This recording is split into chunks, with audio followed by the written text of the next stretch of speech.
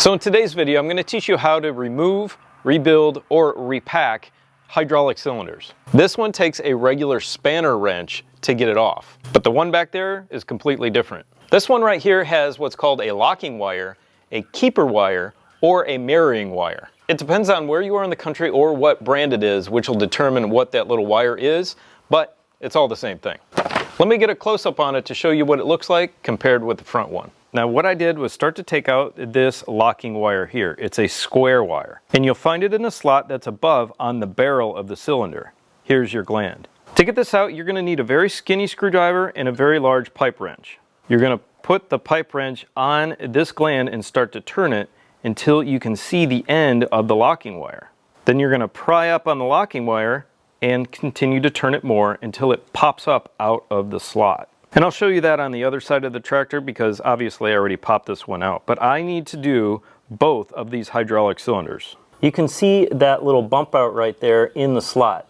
That's where the locking pin is. What you want to do is find which direction it goes and then get the tip of your skinny screwdriver underneath the edge of it and then start twisting the gland with your pipe wrench. There we go, just popped right out. Just get under it and pry it just a tiny bit. And there, you can see it's turning out right here. That's all you need to do for this one. Now let's get these off the tractor.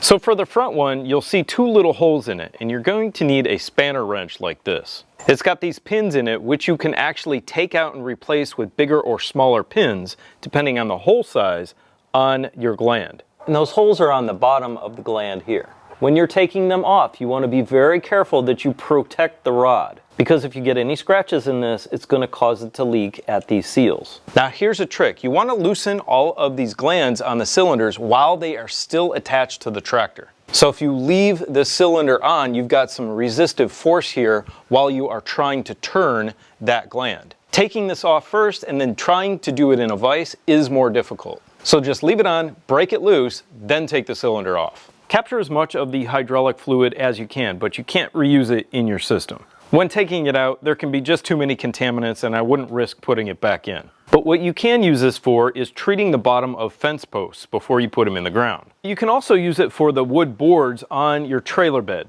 We did a video on how to preserve wood like that. If you're interested, click up here. These are self-explanatory. Just make sure you're also protecting your rod.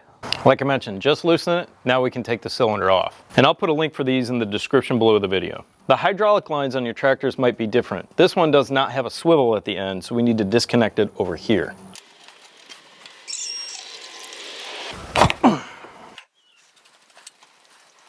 Each one of these pins for cylinders are going to be attached just a little bit different in each tractor. Just take a look at it and see how it needs to come off. For us, it's just this bracket, and then knock the pin out.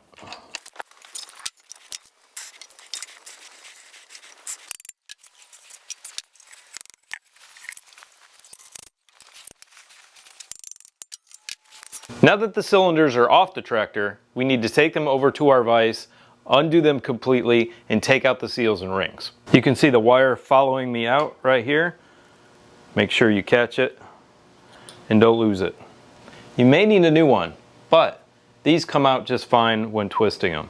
Now you should be able to just stick a screwdriver in here and kind of move it apart a little bit and then pull the entire rod out. Make sure you've got a bucket on the floor right underneath to catch all of the hydraulic fluid that's going to come out of this barrel. See when I take this piston out. Oh yeah, there's still some in there. Okay, you can see our piston rings actually look pretty good, but I'm obviously going to replace those. The gland seals are gone. This one is completely gone, and this one is shrunk and kind of in an odd shape.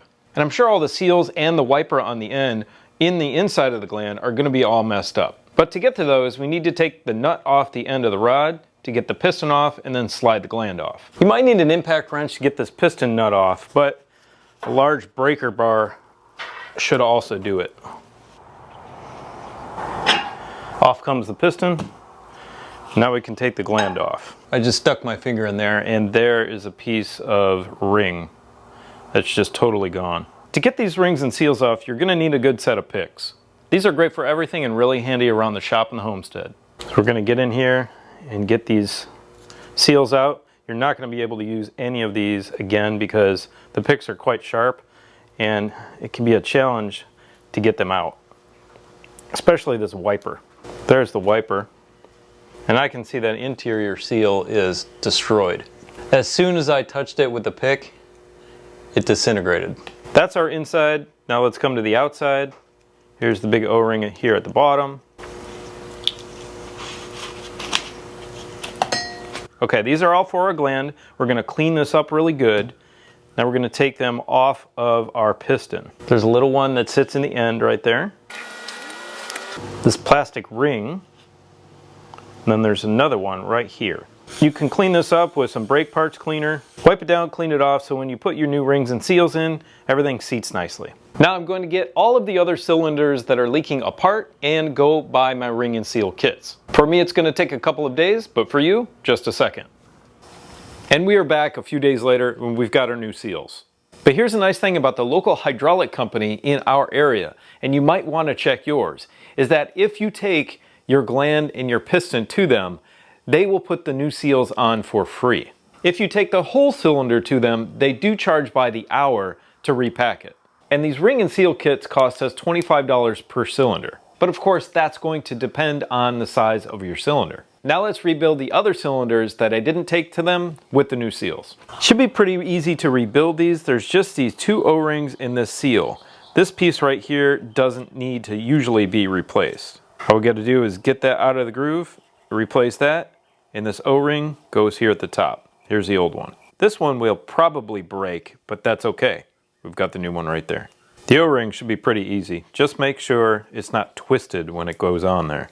This one's going to be a little bit more of a challenge because it's a more stiff material. This is where a specialty tool that I don't have is going to be appropriate. It's going to spread it a little bit to go on here. You can try these car door panel tools. That'll help you push it on. Okay, now onto the gland. The hardest one's going to be the interior. They also have a special tool to put that in, but I don't have it. Let's go outside first.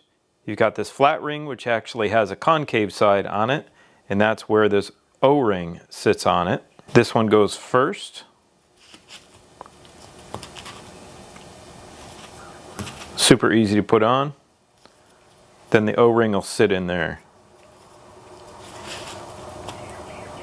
Make sure all these are clean when you're putting them in. So this inner ring is going to sit inside here, but you can see it's kind of got a flare to it. I don't know if you can see that on the camera, but it has a flare. That flare needs to go toward the rod. I'm going to see if I can get my fingers in here and just muscle it into place without a tool, and it should work. It's pliable enough right now. Yeah, no problem. And then our wiper on top has this flare going this way, and that needs to come out toward the rod this way. So it just goes right in the end of the gland. Like that, and snaps into the groove. Super simple. All right, let's reassemble everything. Make sure your rod is nice and clean. We're gonna slip on our gland.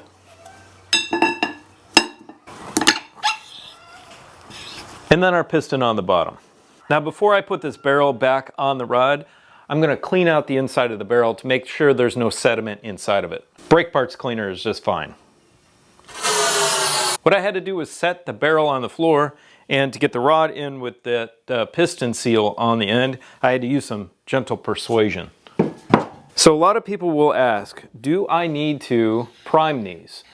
And the answer is potentially. Priming the cylinder would mean putting hydraulic fluid in here and then putting it back on the tractor, so there's not a lot of air in the line. But for us, it's just not going to be possible, because if I fill this with hydraulic fluid and then push on the rod, it's just going to come shooting out the ends. Some people prime their cylinders for what's called dieseling. Dieseling is when there's so much air in there and it gets compressed, it actually starts to damage the fluid and the seals.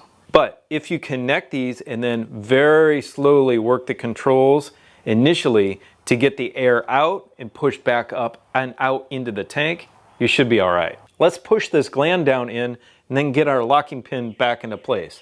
You're gonna have to twist it and find the hole where that little hook on the end goes in. Then twist it with your pipe wrench to draw the locking wire back in. The gland's gonna need some persuasion also to be pushed down back into the barrel.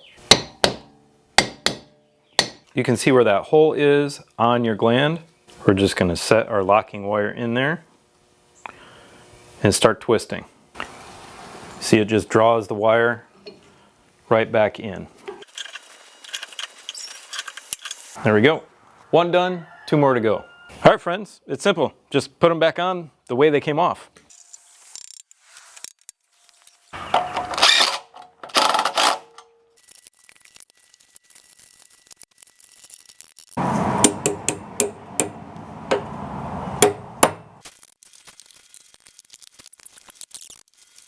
Okay, everything's on and connected, but I did lose about a gallon of hydraulic fluid doing that job, so I need to top it off. Okay, we are topped up, and this is my tank cap with the dipstick.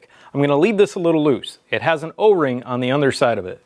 I want the air to purge out of those cylinders, up through the tank, and out this cap, or where this cap goes. Then I'll check it again, put more hydraulic fluid in. Now your controls are gonna be really spongy at the beginning because there's air in there, so go very, very slow. And it eventually will purge through. All right, air's starting to purge out. I had almost no controls at the beginning. Still a little slow.